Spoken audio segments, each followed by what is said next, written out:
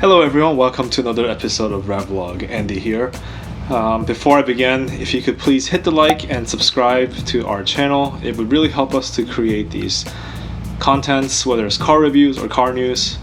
Now today I want to talk about the car that's really grabbing my attention, and it is of course the new Toyota GR86. Right off the bat, I admit I love these cars. I've owned one for around 120,000 miles in 6 years. I've done everything to it like a tuner would, including a supercharger. So if you want to see my story, my journey with the BRZ, please check out the video on the link above.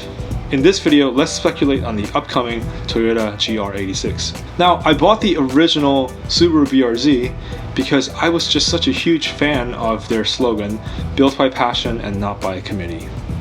Admittedly, I also work in a sort of a corporate environment, and when you're developing a new product, there's just a lot of different parties involved. And oftentimes the vision of the project leader gets lost because you have to accommodate everyone's different opinions and ultimately make a product that sells. Because at the end of the day, the sales figures is what pays the bills, correct? But what was really inherently obvious about the 86 platform was that they weren't really out to hit any sales target. They were really genuinely interested in providing the satisfaction to the real drivers, and it's because Toyota really needed to revive their brand image. They haven't really had a sporty car.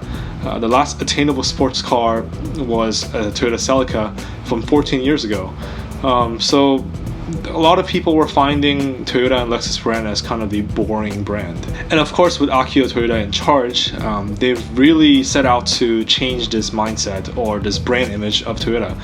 Hence, you start to see some more angry looking Lexus, or Lexi, I guess is what they call plural Lexuses, and some two-tone finish on a Camry.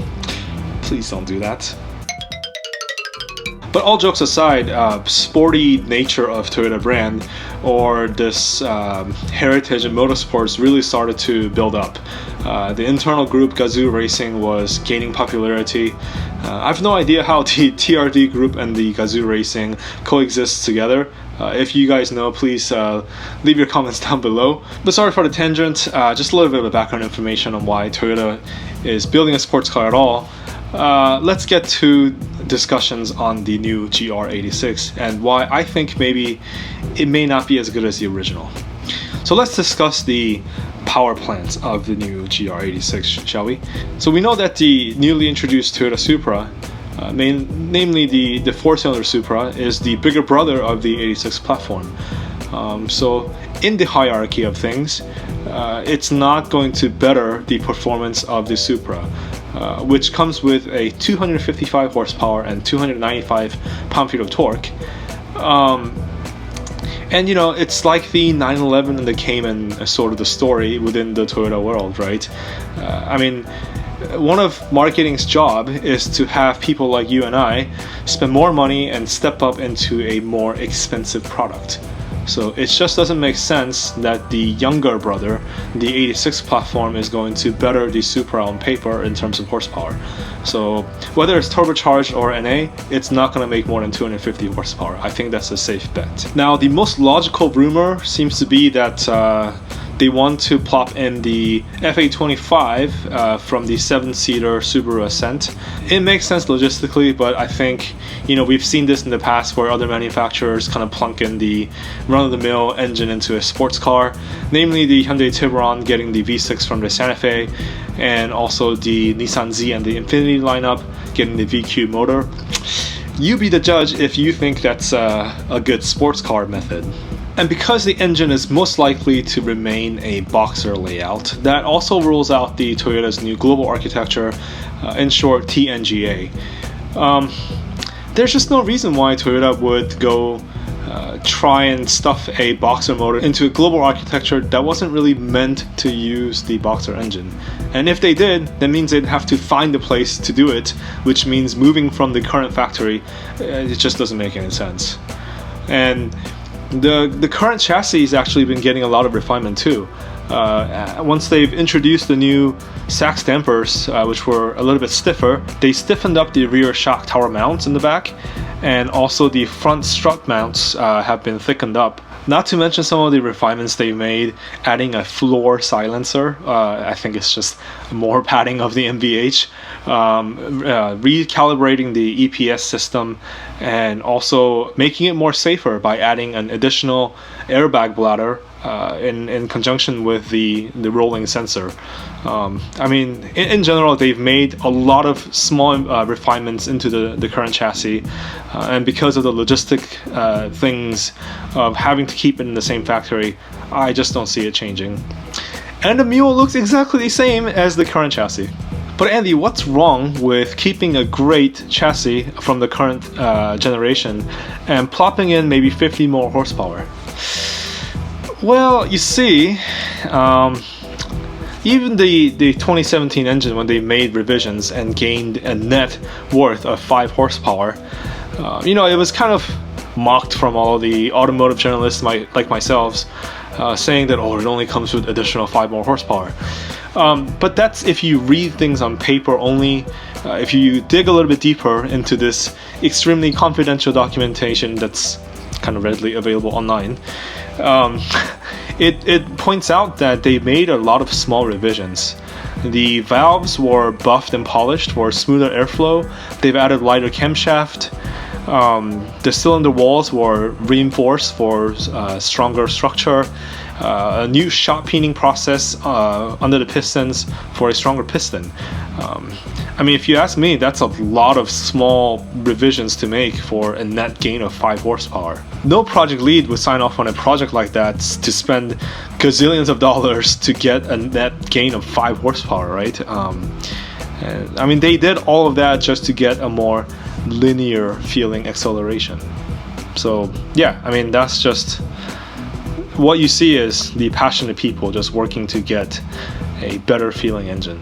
Only a group of people led by a crazy passionate car person would allow for that to happen.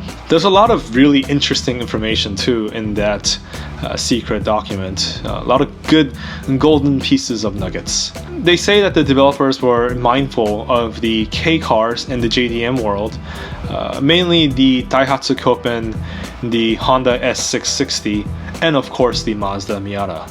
You can see that those cars are really all about lightweight, nimble feel.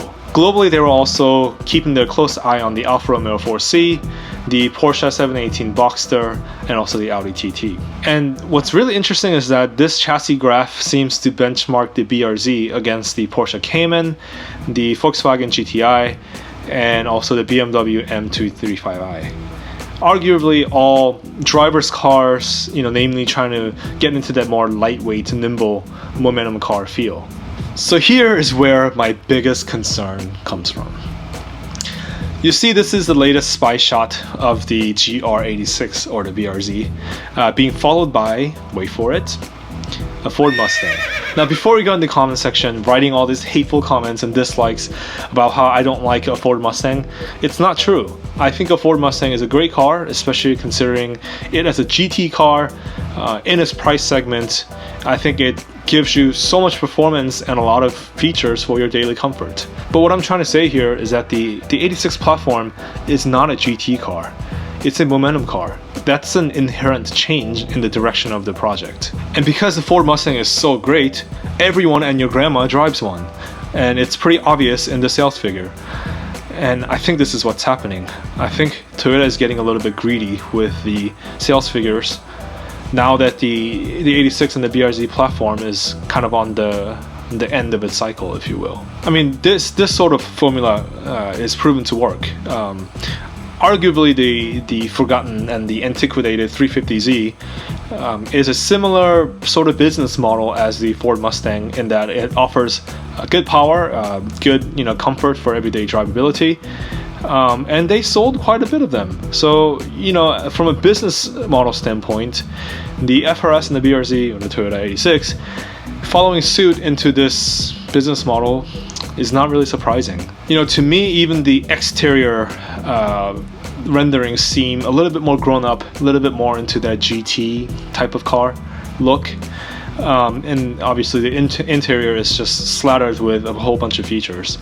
And that's where I have a little bit of issue with. Again, refinement is a good thing. You don't want to drive an uncomfortable car on a daily basis. but adding unnecessary features comes with added weight, and that's not what a sporty momentum car drivers want. But what do I know? I'm just one dude speculating things from the internet. Maybe Toyota is just trolling us with having the Mustang follow the BRZ86 new mule around. So again, if you've enjoyed this content, please hit the like, subscribe button, and stay tuned for more videos. Let's go ahead and continue the conversation in the comment section down below.